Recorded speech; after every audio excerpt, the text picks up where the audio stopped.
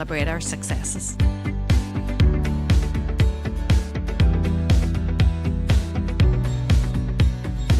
Midwives make a difference to women every single day, and let's not lose that. It's more important than anything.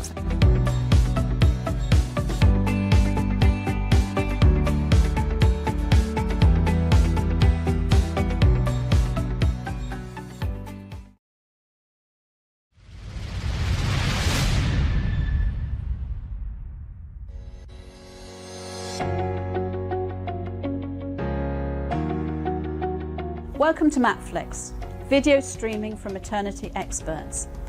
My name is Dr. Jenny Hall. I am the box set's curator at Matflix, a fellow of the Royal College of Midwives and a former editor of The Practicing Midwife. At Matflix, we bring together videos of talks from top maternity experts into box sets to support your continued professional development, study and revalidation. It is a perfect study accompaniment for midwives, maternity professionals, midwifery students and anyone thinking about a career in the maternity services. My job is bringing together the latest thinking area by area so you do not have to. Not only do you get the video of brilliant talks and relevant content in thematic box sets, you also get access to the audio version so you can listen on the commute or while you walk the dog. Plus links to the latest research in the relevant field, government policy documents, the presenter's PowerPoint and more besides. Sign up to Matflix now for the best video streaming from maternity experts.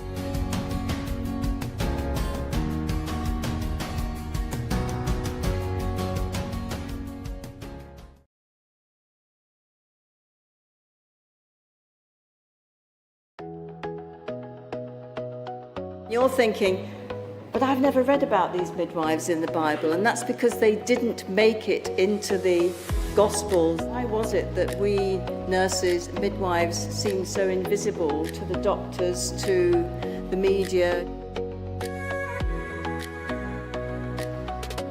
An amazing midwife said to me, you can't be what you haven't seen. These are the world's most researched probiotic, and we can say that with confidence because we've done over 300 clinical trials on this little bottle of goodness.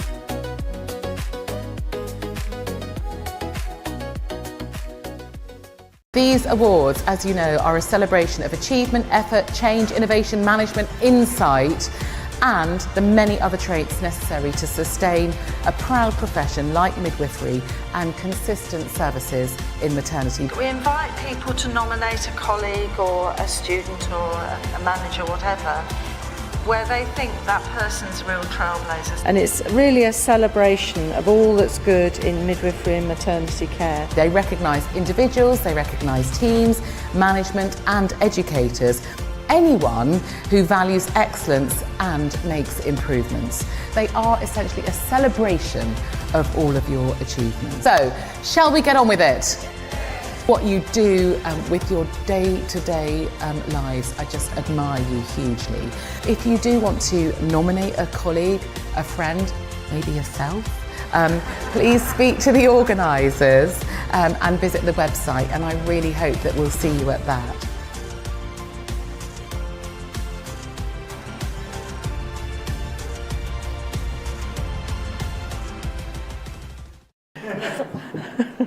Okay, now the first award is... What's nothing, I don't know.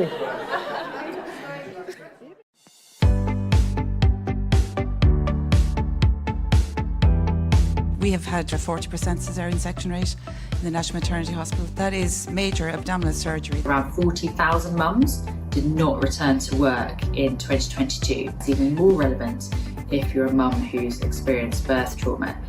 We spend more money on litigation than we currently spend on the maternity services. It's bonkers.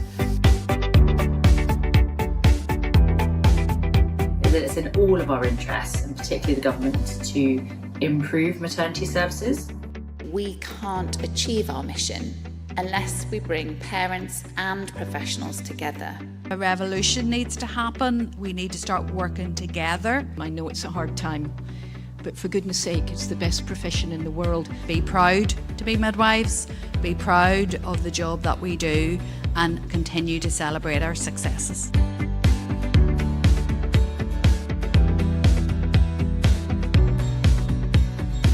Midwives make a difference to women every single day, and let's not lose that. It's more important than anything.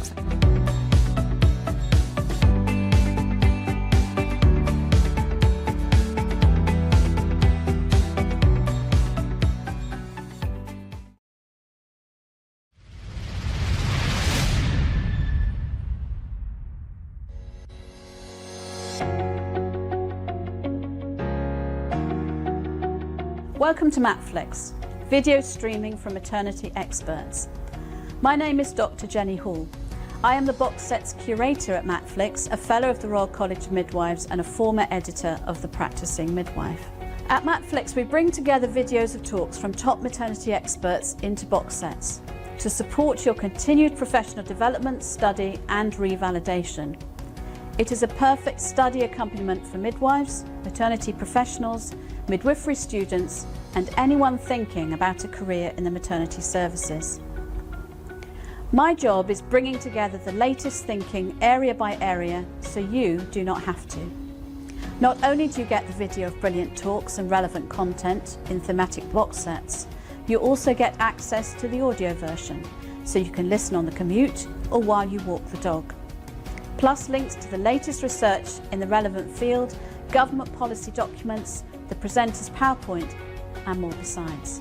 Sign up to Matflix now for the best video streaming from maternity experts.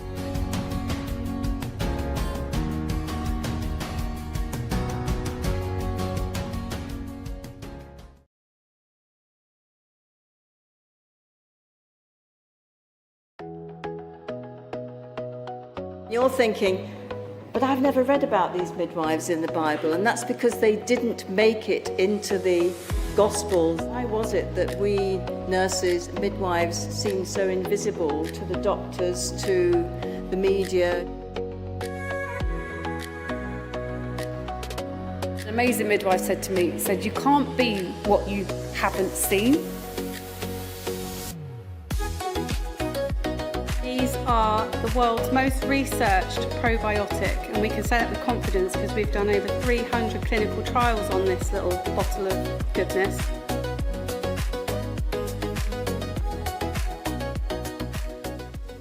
These awards, as you know, are a celebration of achievement, effort, change, innovation, management, insight, and the many other traits necessary to sustain a proud profession like midwifery and consistent services in maternity. We invite people to nominate a colleague or a student or a manager, whatever, where they think that person's real trailblazers. And it's really a celebration of all that's good in midwifery and maternity care. They recognise individuals, they recognise teams, management and educators. Anyone who values excellence and makes improvements. They are essentially a celebration of all of your achievements. So, shall we get on with it?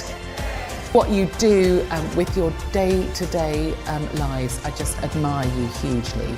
If you do want to nominate a colleague, a friend, maybe yourself, please speak to the organisers and visit the website, and I really hope that we'll see you at that.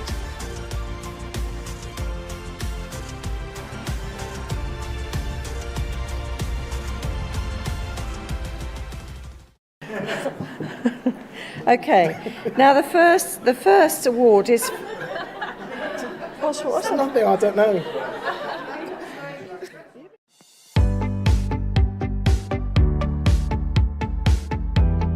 We have had a 40% caesarean section rate in the National Maternity Hospital. That is major abdominal surgery. Around 40,000 mums did not return to work in 2022. It's even more relevant if you're a mum who's experienced birth trauma. We spend more money on litigation than we currently spend on the maternity services. It's bonkers. That it's in all of our interests, and particularly the government, to improve maternity services. We can't achieve our mission unless we bring parents and professionals together.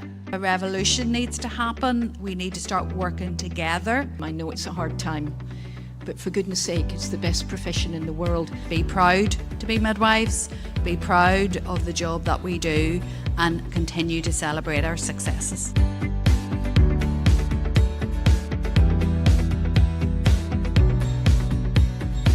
Midwives make a difference to women every single day, and let's not lose that. It's more important than anything.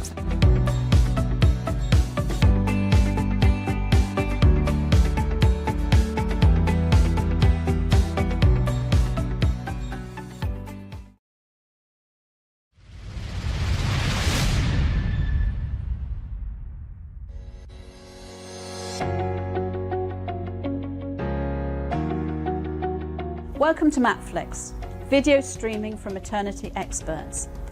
My name is Dr. Jenny Hall. I am the box set's curator at Matflix, a fellow of the Royal College of Midwives and a former editor of The Practicing Midwife. At Matflix, we bring together videos of talks from top maternity experts into box sets to support your continued professional development, study and revalidation. It is a perfect study accompaniment for midwives, maternity professionals, midwifery students and anyone thinking about a career in the maternity services. My job is bringing together the latest thinking area by area so you do not have to. Not only do you get the video of brilliant talks and relevant content in thematic box sets, you also get access to the audio version so you can listen on the commute or while you walk the dog. Plus links to the latest research in the relevant field, government policy documents, the presenter's PowerPoint and more besides. Sign up to Matflix now for the best video streaming from maternity experts.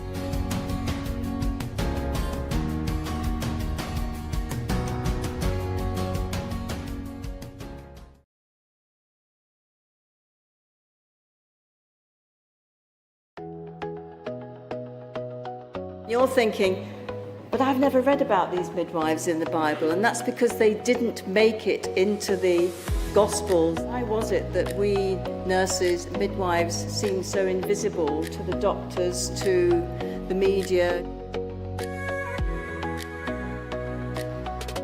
An amazing midwife said to me, you can't be what you haven't seen. These are the world's most researched probiotic, and we can say that with confidence because we've done over 300 clinical trials on this little bottle of goodness.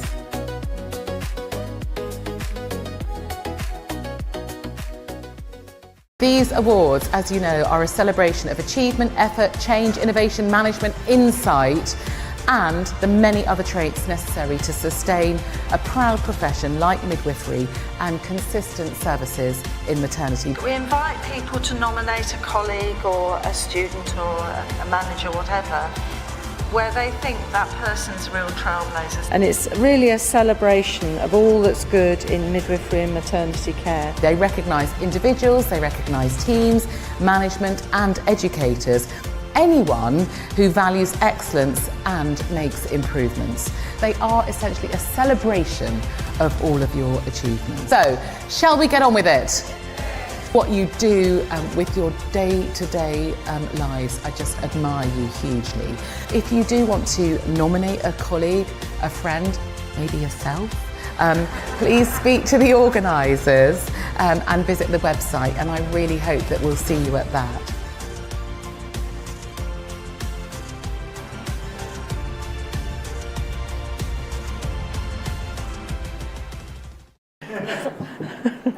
Okay, now the first award is...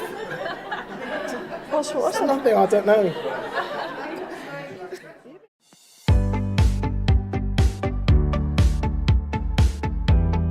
We have had a 40% caesarean section rate in the National Maternity Hospital. That is major abdominal surgery. Around 40,000 mums did not return to work in 2022. It's even more relevant if you're a mum who's experienced birth trauma. We spend more money on litigation than we currently spend on the maternity services. It's bonkers. It's in all of our interests, and particularly the government, to improve maternity services.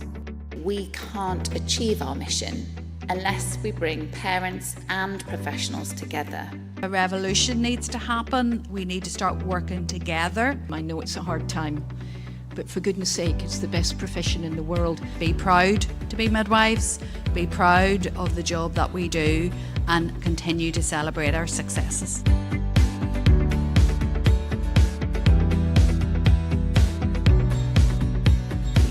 Midwives make a difference to women every single day, and let's not lose that. It's more important than anything.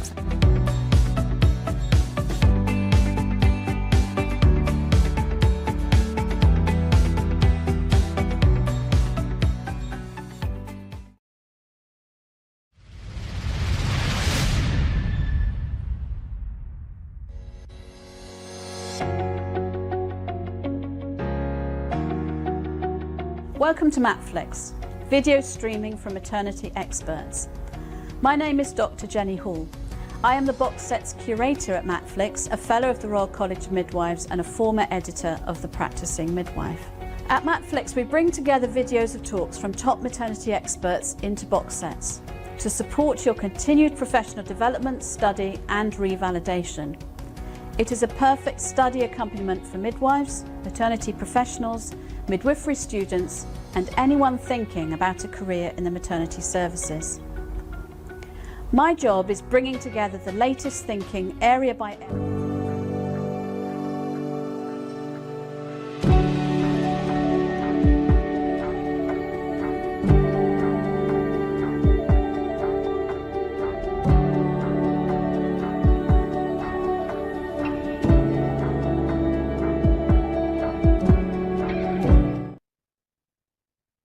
And welcome everyone to this week's Maternity and Midwifery Hour. Now this is Series 19, Session 7. I can hardly believe it, really. And my name's Sue MacDonald and I'm the curator for the Maternity and Midwifery Festivals and the Maternity and Midwifery Hour. And it's my pleasure to be hosting this evening's Maternity and Midwifery Hour. And I'm joined by two lovely midwives, and that's Judith Field and Claire Singh. And here they are. As if by magic,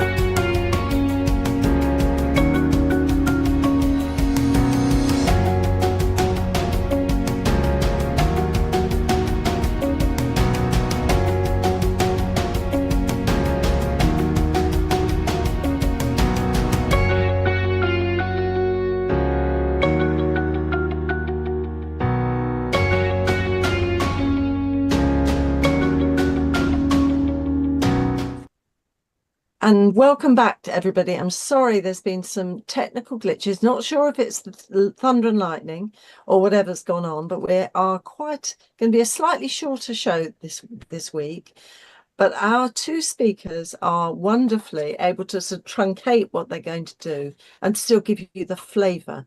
And I think we might see if we can invite them back for a question and answer session when the gremlins are out of town, if that's possible. So I'm really delighted to introduce Claire Singh and Jude Field, who are coming to share a bit. We're having a real research focus this evening.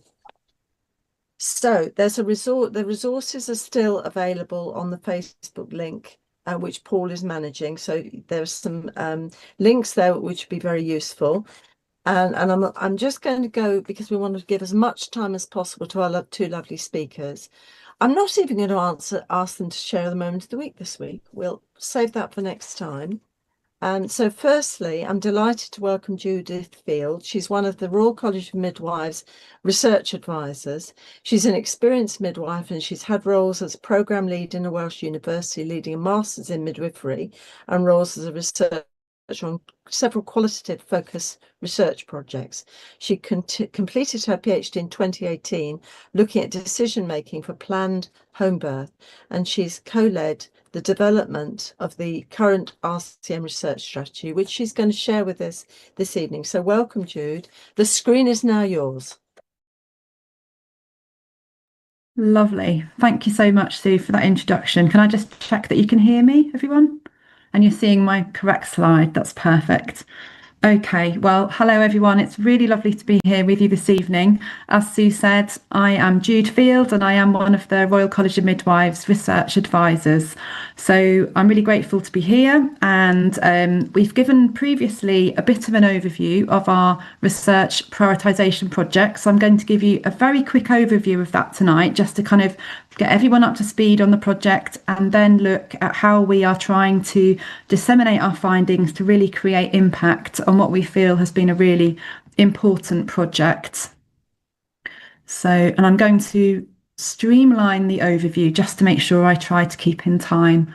So the need for this project came from a few factors.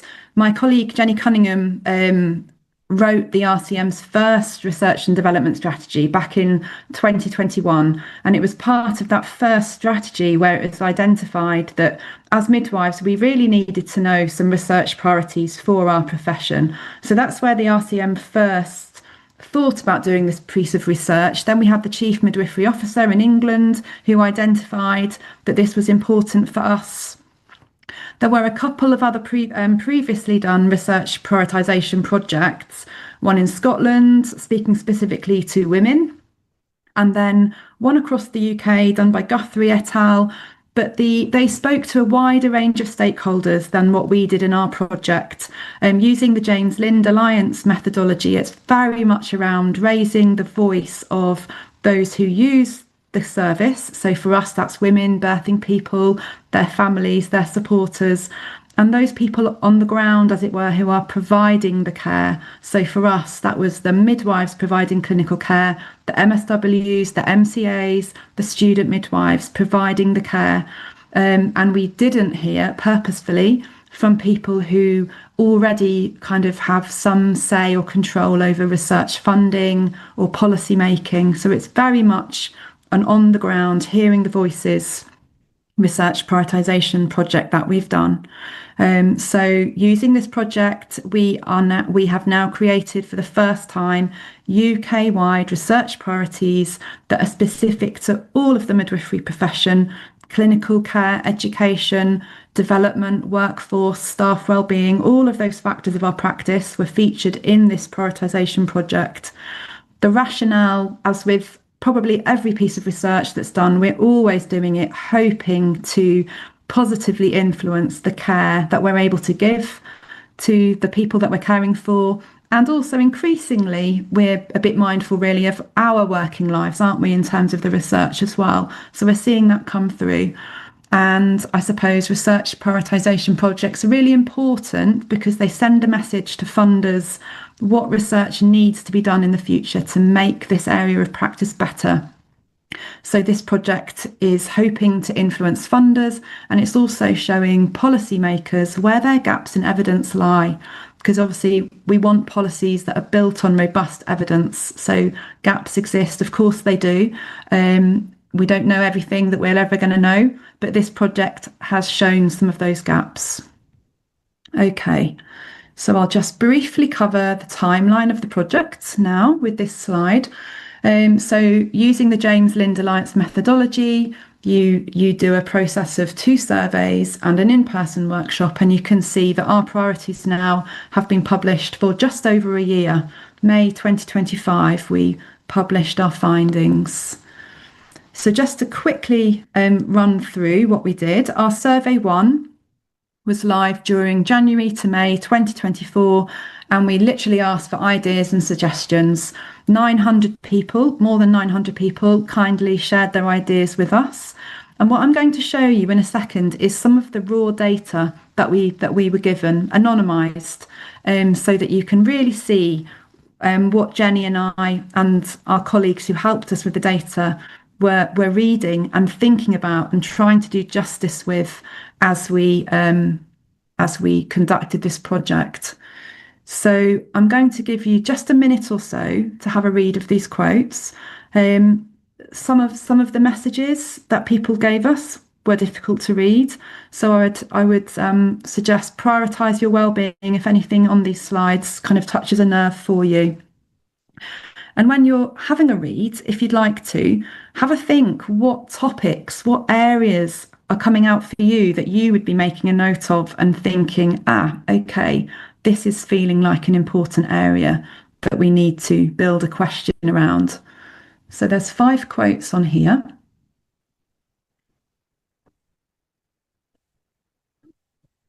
Okay. Do you feel, I can see you and Sue and Claire, do you think that's enough time on that slide? Yeah, okay. So I'm going to move on now to the second slide with data. So basically, this was a big jigsaw puzzle that we were working on. Give you a few minutes here to have a read still. So I'm guessing that if you are trying to keep track of all of the topic areas, you've got a fairly long list now of what our participants have been saying to you through their submissions. And indeed, that was the case for us. And I'm just going to move you on now, so you can see the very long list of topics, topic areas that we ended up building questions around. So obviously this is just giving you a 2-word snapshot of each of the question areas, but this was the breadth and depth of our data, of the contributions that people gave us for this project. It was quite incredible. We ended up with over 3,000 lines of data that we had to read, to understand, to interpret, and every single line of data was used going forward into our survey 2. So I'm going to move now to show you survey 2. So I said there were 68 lines of data, and what we needed to do before we released our second survey was just double check that any of the questions that we'd created, were they already answered by evidence? Because the idea of this project is to find evidence gaps. And in fact, one of our topics we felt was answered by evidence, and that was around perineal trauma and perineal care. So that one got taken out and 67 questions went forward. Okay. And similarly to our first survey, 900 people started this survey. We actually had a fair drop-off rate, which we were anticipating. The James Lind Alliance, our advisor, said to us that often survey 2, not as many people complete it because it's a slightly more onerous task, I suppose, especially when you're faced with such a long list that we had. So 550 people completed the survey and told us which of that long list were their most important top 10. And then our data analysis for this process was very different. We used the SurveyMonkey platform, and that very handily gives you some very nice analytics which you can use. So here's a snapshot of what SurveyMonkey showed us were the top 10 important questions from that very long list. So you can see that they are around access to midwifery-led units and home birth, trauma-informed care, postnatal care, supporting birth physiology, how BMI is used within maternity care, midwifery as an attractive career, an attractive profession for people to go into and remain in, culture and racism within maternity care. And the bottom line there, the most important question for people, was around the use of induction of labour. So we could have literally just thought, okay, there's our kind of prioritised list. These are the ones we'll take into our workshop. But we were really keen, it faced a lot of importance actually throughout this whole project on making sure that we always considered who we were hearing the voice of. So in terms of our analysis for Survey 2, we drilled a little deeper into the data to try to magnify the voices of our minority respondents. And for Survey 2, that was actually women and birthing people. The kind of professional voice was bigger in number for Survey 2. So we looked in detail at women and birthing people, what they were saying to us, members of the global majority, people who identified as having a disability when they completed the non-compulsory socio-demographic data at the end, and also members of the LGBTQ+ community. So we looked at those and we brought this kind of range of analysis to our steering group, and they were able to look at all of this data, and together we decided which of our 26 questions to take forward to our in-person workshop where the actual top 10 were going to be decided. So this is the picture of our participants at the in-person workshop in Birmingham. 24 people, a range of midwives, MSWs, students, birthing people, and people who volunteer or work for maternity service supporting charities and organisations. And you can also, if you've got very eagle eyes, you can see me there and some of my RCM colleagues in the front row. So these people very kindly took the time to decide our top 10, and I'm just going to show you an example of how we embedded our EDI process into the workshop as well. It's a very kind of practical, hands-on experience being part of this workshop, and you're literally moving the statements around the table to rank them, but on the back of all of the statements we told our the workshop participants who had voted for these statements, so that if they wanted, they too could bring some awareness of our different participant groups into their decision making. And we felt that was important and useful. So I'm going to just show you now, keeping an eye on the time, the top 10 priorities. So I've just done a bold really to try to summarise the message of the priorities, and they are ranked. So this number 1 is the most important priority as ranked by our workshop participants. So to summarise, they address the provision of culturally safe care, the use of induction of labour, so you can see how that featured really highly in Survey 2 and it's come out here very highly in the workshop, personalised care, maternity service culture in terms of behaviours, racism, incivility, other negative behaviours. And then 5th is around the medicalisation of birth. Number 6, around psychological trauma. 7, postnatal care. 8, bereavement care, and that is both in terms of baby loss and also maternal death. Number 9 is around the midwifery career. And then number 10 was about neurodiversity and caring for people who are neurodivergent. And then because we brought 26 of our questions to the workshop, they were ranked all the way down to 26. So here you can see a summary of those other topics. And it's quite interesting to sort of make note really on how the priorities changed between Survey 2 and the workshop. So I'm going to move now to think about getting this message out there. So we've got this amazing list of research priorities now, specific to midwifery practice and maternity care from across the UK, we can all be really confident that these priorities are projecting the voice of people that we care for and the carers, but we need to get them out there so that they're used. You know, they're a year old now already. So this kind of final box on the end of the arrow is about dissemination and trying to create impact. So I'm going to give you a little flavour of our ideas about how we're doing that now.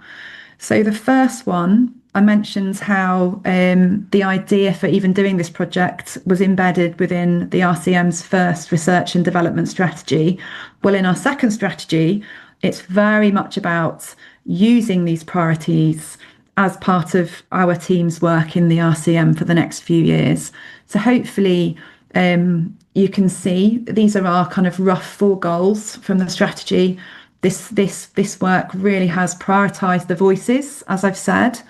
And also it's going to help us, we hope, really show ourselves as midwives and the contribution that we can make to midwifery research, to maternity research, helping us to be recognised for our unique contribution. So that's our kind of first area of trying to create impact within the RCM and the work that we're doing outside of it. The second thing that I really wanted to draw attention to you with is, as with all of the James Lind Alliance prioritisation projects, it's a very transparent process, and they ask you to provide raw data, and this is what I've shared in this presentation. They ask you to provide raw data that goes up onto their website so that anyone listening to this presentation can follow this link, go onto the website and download our data form. And that gives really clear picture about how we created the question, some examples of data that we've used to underpin it. It gives you our evidence review where we've done an evidence check. There might be some evidence around the area and we include that here, but it hasn't answered our whole question. And then it also tells you our respondents. So it tells you, I don't know if people can see this very clearly, but I'll just read this out. So on this slide, we've got our question around infant feeding, and we've got our question around the implementation of continuity of midwifery care. So the infant feeding question, I can see now that we had 218 responses relating to this question. 138 were from service users, 50s from professionals, and 3 from supporters. And then a combination, people who had a combination of hats answering the survey as well. So it gives you, I think, for people who are interested in this level of data, really nice justification for any questions which they want to pull out for future projects. So that's all there. I think that's a really important resource for us all to know about. Okay. The next thing is the RCM. We are running what we hope will be annual, but this is an online research symposium that champions research that's already gone on in the UK. We can't say that it's being done because of these priorities, because these projects are often well established before we published our priorities, but hopefully in the future, these priorities will be influencing the topics that people pick up and research. But in this instance, we have a whole day, 10 till 3, online. It's free for anyone to join and attend. And we've got some fantastic speakers giving a range of 15-minute presentations and poster pre-records around research, all related to these research priorities. So you can follow the QR code here to attend, and everyone is very, very welcome. We're hoping it's going to really show the breadth and depth that's possible in terms of research relating to these priorities. Okay, and then we've got in the pipeline, we are developing an education resource to help embed these priorities within undergraduate pre-registration midwifery education. So we've had initial conversations with midwifery lecturers from across the UK. We've learned how research is taught in HEIs and what lecturers feel could be really helpful for them. This feels like a really good long-term process to help all of our students know that these priorities exist because they didn't before, and what they are, because we're learning that there is some scope for choice of topics in pre-registration education, which we hope midwife students will go to this list of priorities, because they're the important topics, as we know now, to frame around their assignments. And of course, as they go on in their careers and they pick quality improvement projects in practice and they do their masters and they do a PhD, these topics can stay with them. And then I'm just aware of time, so I'm going to very quickly just show some RCM research supporting resources. And I know people will be able to go to the recordings and access this, but the Small Research Awards are there for RCM members, and we've linked these as much as we can without being exclusive to the priorities. We've got a survey open at the moment around research-related career progression for midwives. There's a QR code there to understand the challenges and also the facilitators to midwives progressing in our research elements of our careers. We've got a research buddy scheme for RCM members, some free flexible support to help you develop research ideas, and the Student Midwife Conference, where our research team will be in attendance. We're going to be doing an interactive workshop on both days about research, and we'll be there just for informal chats as well, because we know that's really valuable. And I saved the date for the RCM main conference in Birmingham in May 2025. And that is my presentation. I hope that was okay on time. Thank you so much for listening, and any questions, I'll be really happy to answer them later if we have time. That was perfect. Thank you so much, Jude. Just for the audience, some of those links are on the resources sheet, but also I just need to reinforce with you, you know that everything on the Maternity and Midwifery Forum is recorded. So you might well want to play that again, because Jude's session was so full of lots of things and really important things you'll want to share with your colleagues. So take an opportunity once you've got the recording to share with your colleagues and discuss it. Have a debate about what priorities should have been there and what you think about the ones that are there. And that'll make it really interesting. Thank you, Jude. We'll move swiftly because of our shortage of time, sadly. And I'm delighted that we're joined by Claire Singh, who's a senior lecturer midwifery at King's College London. She's got a background of community midwifery, clinical research and caseload practice, and she's driven very much by personal and professional commitment to improve equity, inclusion and care experiences within maternity services. And she was awarded an NIHR doctoral fellowship for her project Inclusive, which I think she's going to share with you this evening and share more. So I'm going to hand over immediately. Welcome, Claire. The screen is now yours. Thank you very much. Hopefully you can hear me okay. I'm very conscious of time this evening, but thank you for this opportunity to share the Inclusive project. As Sue said, I was awarded funding for my project Inclusive, which is improving knowledge, skills, attitudes and behaviours for LGBTQ+ maternity care. So what I thought is at the end of this presentation, I am asking for your help as midwives. So I thought it would be useful for you to have a little bit of context about where I've come from, where the projects come from. So a little bit, as Sue said, I've been a midwife for 25+ years, and a large part of my career was within clinical research delivery and leading sort of multiple clinical trials across reproductive health and childbirth. But my research has always been driven by sort of equality, equity and inclusion, but specifically Inclusive has been driven by my personal and professional commitment to this. And I guess my inspiration for Inclusive, well, it came from writing a book chapter. So myself and two colleagues co-wrote a book chapter on health promotion considerations for LGBTQ+ clients starting a family.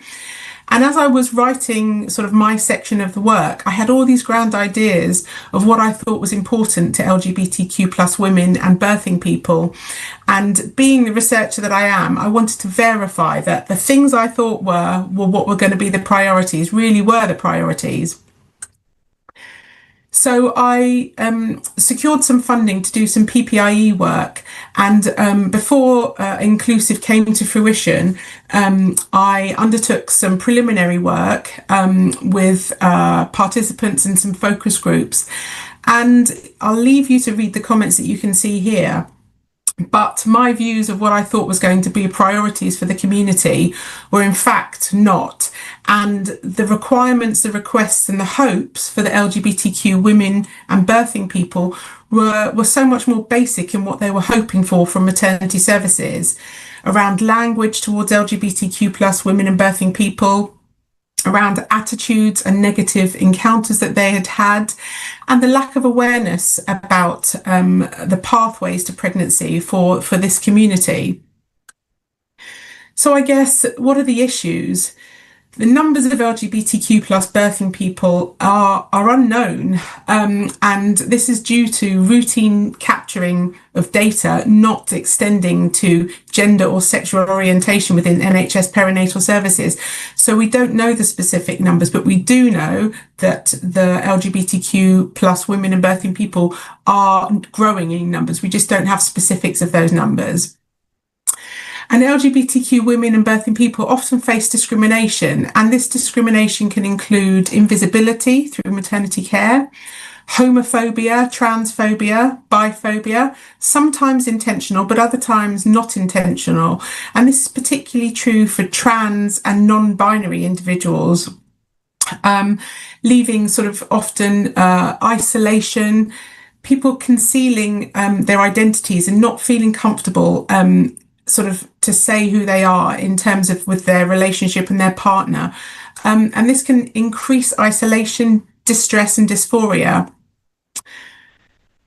Maternity services are really hugely structured, as we know, around cisgender and heteronormative assumptions. So just to reiterate what that means, set ideas and norms in the belief that everyone is heterosexual or one's gender corresponds to the gender that they were assigned at birth.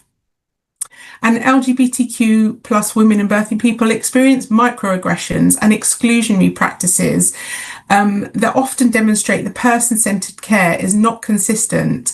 And these may include things such as incorrect pronoun use, lack of inclusive documentation, exclusion of partners, and dead naming, so using the name that, or calling a transgender or non-binary person by their former name once they've chosen a new name to use. So some of this comes from midwives' lack of knowledge regarding LGBTQ plus pregnancy, along with those heteronormative assumptions. And this sort of judgment and mistreatment, they're commonplace for LGBTQ women and birthing people. And this might include exclusion of the non-birthing parent, and sometimes the impact of that, evidence suggests, is damaging the birthing person and their relationship with healthcare professionals and indeed with their pregnancy.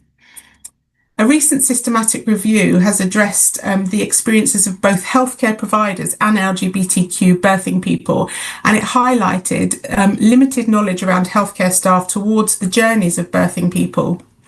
And this resulted often in the LGBTQ woman or birthing person feeling that they needed to educate their healthcare professional. And there is a lack of guidance from NICE, from the RCM and from the RCOG regarding maternity care for LGBTQ women and birthing people for this marginalised group. And as a result, I think trusts often develop their own guidance, if they have any guidance or provision direction at all. And these are often inconsistent across trusts and sometimes inadequate for midwives and healthcare professionals to work from. Midwives recognise the need for trauma-informed care and to improve the wider maternity services, but it does require education and training to support change, to instigate change. And we know that educating midwives can positively impact care outside of this sphere. We can see that that happens. And within this sphere, it could increase allies and champions in maternity care. So why does this matter? Although we know that maternity services are underpinned by person-centred care, this is not in the evidence, it's not always sort of suggesting that this is consistent on LGBTQ women and birthing people's journeys. Therefore, the unique maternity care needs of LGBTQ community are not currently being met within maternity services. So this is where inclusive comes in. This is my logo here, and a massive shout out to my incredible PPIE group who helped design this logo for the inclusive study. So the aim of inclusive is to co-design and test an online training package to support midwives in the care of LGBTQ maternity service users to improve maternity service care experiences and outcomes. And this slide here just gives you an overview of what the project looks like. So there are 4 work packages in the first phase, and then that all kind of contributes together and works toward the 5th work package, which is the co-design of the online training package.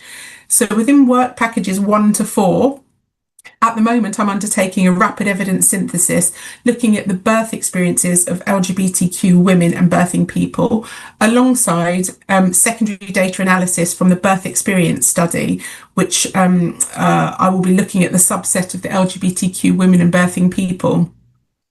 Alongside that, I'm undertaking a scoping review around midwives' knowledge, skills, attitudes and behaviours in caring for LGBTQ birthing people. And then this is where the midwifery voice comes in. At the moment, you probably have seen on social media, I'm undertaking a survey of UK midwives around what they feel their knowledge, skills, attitudes and behaviours are. I think it's really important that in shaping the service, sort of following on from what Jude was talking about, in shaping the service, it's important for midwives to have their voices heard and contribute to how care is designed moving forward. Alongside that, in the 4th work package, I'm going to be undertaking a mapping exercise of current services across the NHS, across NHS trusts.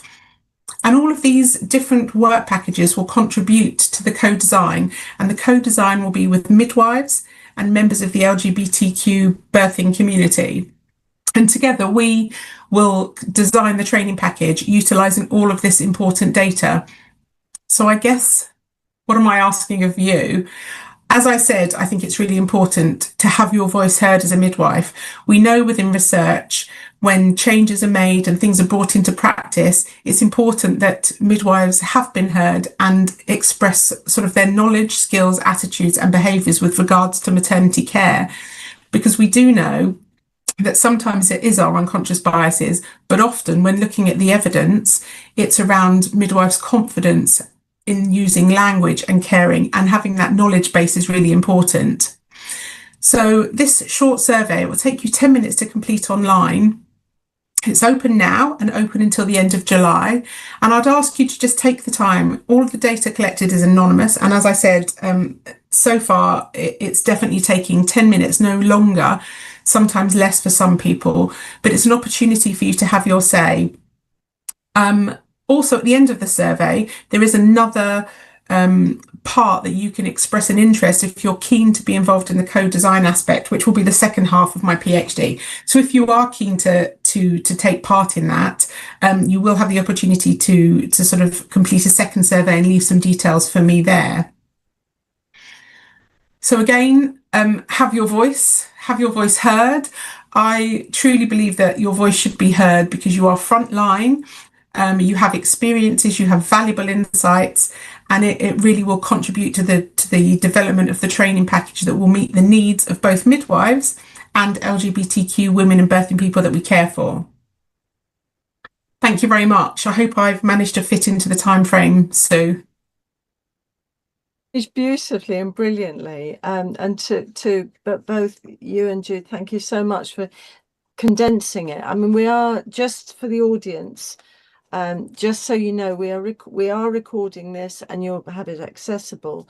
We are going to try and see, because it's a Zoomy problem, if we can reboot to get back in again, so that those of you who've got questions can feed them into Jude and Claire, because I know because of the work they're doing, they love to answer questions, and I think having this truncated to this extent has been very frustrating. And I do apologise to you as participants, because it's kind of different to usual, and the gremlins have hit, and they don't do it very often, but you have to be ready for when they do.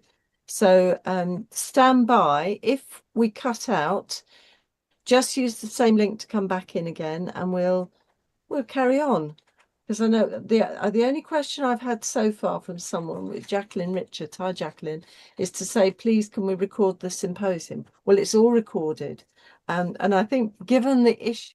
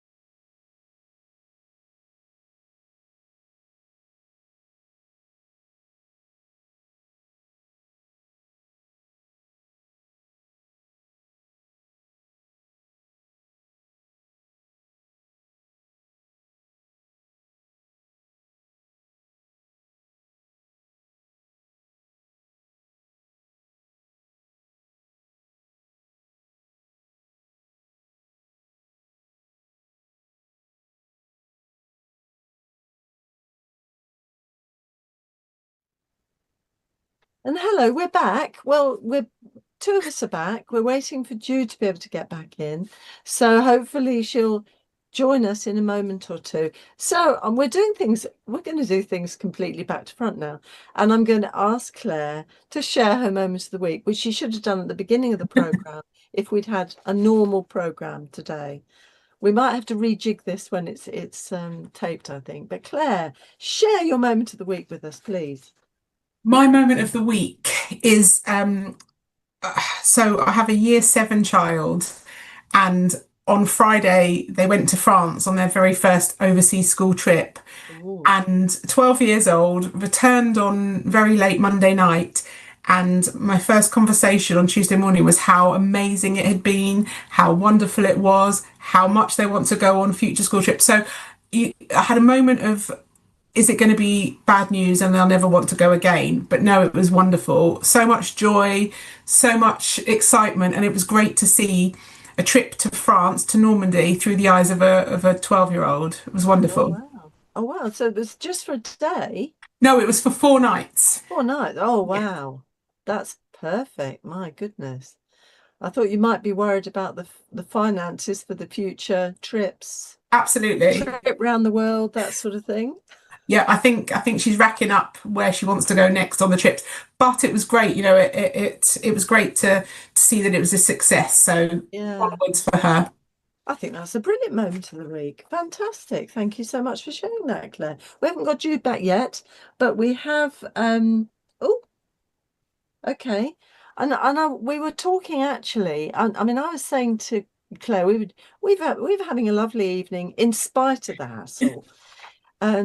About the research, because it looks like a massive project, all of this.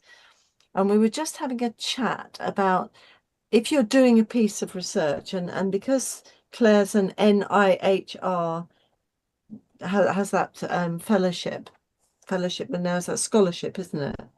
Fellowship, yes. Fellowship, scholarship. Yes. It does focus on the PhD. So did you want to say anything about that, Claire?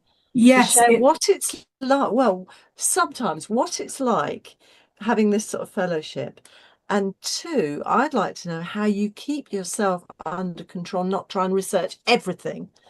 I'll answer that part first. That's the hard part. If you ask my supervisors, they'll say they constantly reminding me, you know, that this is a PhD. And whilst I have big aspirations of the difference I want to make and the difference I hope inclusive makes, I have to remember to take a step at a time. It's having the fellowship is an incredible privilege, and you know, it's such a great gift, really. You know, you work hard for the application, but the gift is the fact of the time to spend on the project. But yes, I do want to cram everything in. But it's great because when you do the fellowship, it's structured. When you put in the application, it's very clearly structured of how you're going to do the work. So that's very good, and that keeps me on track. And I hold my position of equipoise. You know, I know the difference that I hope to make, but I will do this work and we'll see, and hopefully it will make a difference. But the journey of being on it and seeing the work come together as I move through it will be a joy. Absolutely. But I mean, I think when you said the time, I thought this is it, isn't it? Because you can really get into something and really be passionate, but you have to be. And this, I suppose, this is what I always think when you're talking to people who are wanting to do research and dissertation. You made me think about the questions you see sometimes online from students that say, oh, I don't know what to do for my dissertation, what should I do? And I always think it has to be something you are really passionate about. Absolutely. I think for me, I think I had spent so much time in clinical research, I wasn't sure I would ever do a PhD. So it had to be the right project. And for me, it was so sort of organic about how it came about. And then, as I said, I had all these ideas of what I thought were going to be LGBTQ plus community priorities, and actually was saddened to realise that the hopes were so much more basic in terms of, you know, appropriate language, appropriate care, and managing interactions and things. So it was quite humbling to be taken back and realise we've got groundwork to do, and then we can look at the work we're going to build on, but we do need to do some foundational work. But in a way, it's quite, I mean, actually, it is quite foundational work, but it's the basic stuff of treating the person as an individual, isn't it? And kind of listening to them and what they're saying and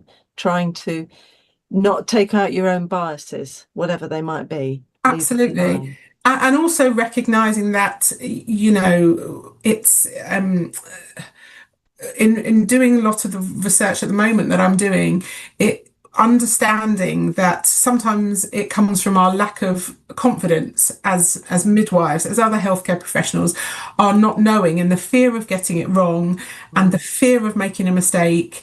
So often it's driven from lack of confidence, and not everybody has the same knowledge. And also the arena of the LGBTQ plus healthcare world, it's changing a lot.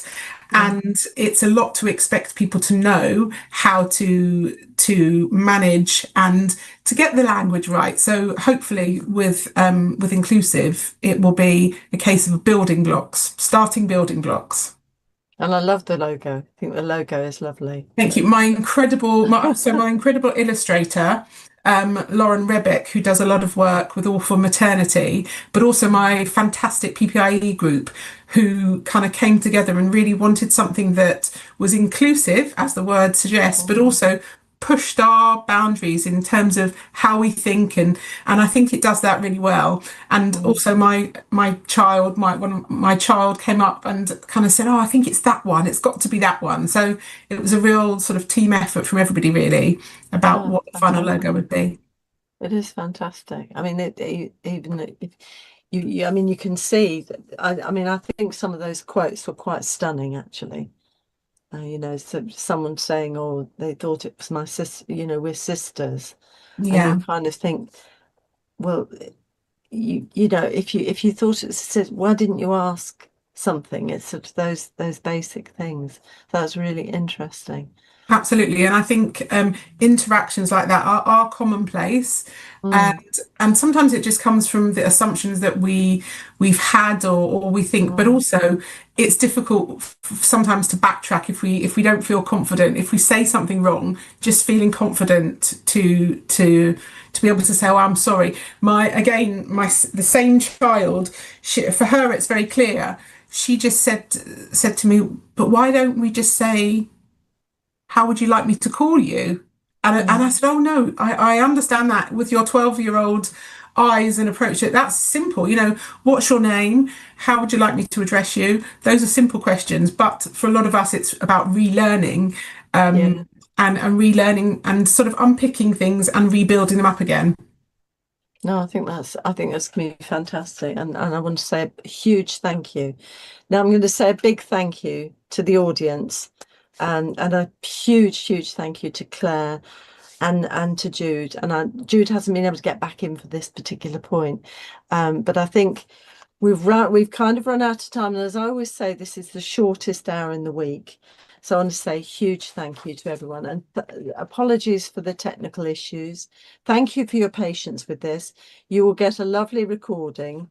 And I always remind our participants, you'll get the podcast at 6 o'clock in the morning on Friday, and also you get the full link, and it'll all be nice with not too many glitches in it when you get it through. And so thank you to Angelo for making sure that's going to happen. Thanks to Paul for making sure everything's going at the other end.